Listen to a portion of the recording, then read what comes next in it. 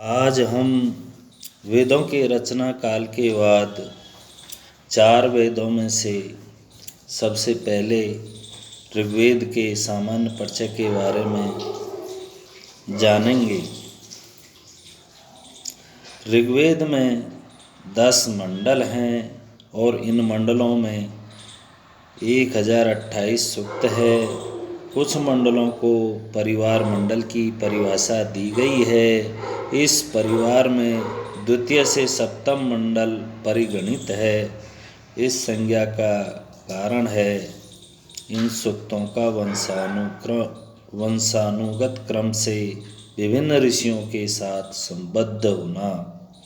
परिवार मंडल के मुख्य ऋषि है कृत, समद, विश्वामित्र, अत्रि, भारद्वाज तथा वशिष्ठ। कण्व तथा उशनस को अष्टम मंडल का संयुक्त दृष्टा या प्रणेता कहा जा सकता है। ये दोनों ऋषि गायक जाति के बताए गए हैं। परिवार मंडल के ऋषियों के संबंध में प्राप्त अनुक्रमणिकाएँ कुछ संदिग्ध समझी जाती है। इनमें स्त्रियों के नाम भी संप्राप्त है। ऋग्वेद के नवम मंडल में सोमरस निकालने की विधि तथा सोम स्तुति के साथ साथ सोम यज्ञ वर्णित है। ईरानी भाषा में सोम शब्द का समानांतर होम विद्यमान है। इससे भारत ईरानी युग का संकेत मिलता है। खिल की परिगणना वैदिक साहित्य में ही की जाती है। खिल का अर्थ है परिशिष्ट। अष्टम मंडल के अंत में 11 बार खिल उपलब्ध है। स्पष्टतः ये परिशिष्ट उत्तरकालीन अर्थात अर्वाचीन है। ऋग्वेद के दसम मंडल में कई संवाद सूक्त संप्राप्त है।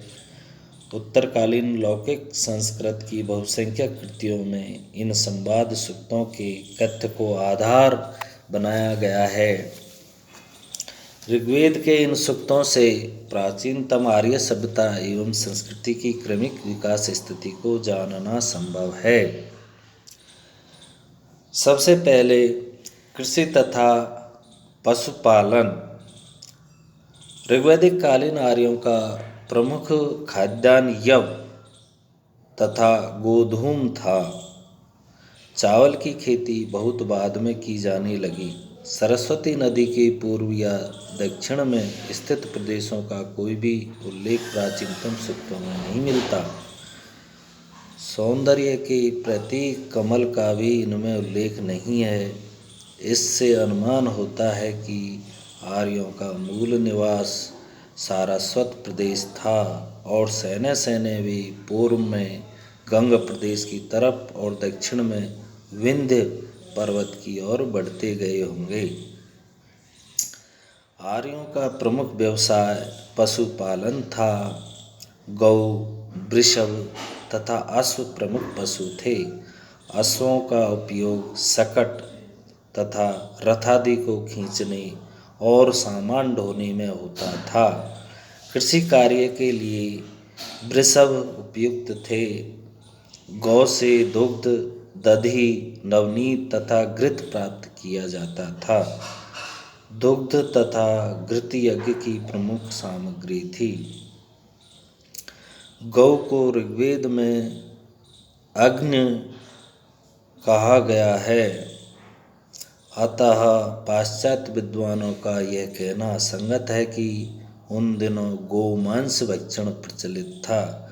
वृषभ के चर्म का उपयोग प्रत्यंचा एवं थैला बनाने में किया जाता था। आर्य लोगों की शिल्प कला उच्च कोटि की थी। शिल्पों में बढ़ईगिरी प्रमुख थी। बढ़ई का कार्य शकट, रथ तथा द्वारादि बनाना था। लोहकार, स्वर्णकार तथा कुंभकार भी अपना कार्य करते थे। नौका निर्माण संभवतः वृक्ष के तने को खोखला बनाकर किया जाता था। बड़ी नौकाओं के अभाव में समुद्री व्यापार की अधिक संभावना नहीं थी। पारस्परिक लेन देन के लिए पशुओं तथा स्वर्ण का प्रयोग प्रचलित था।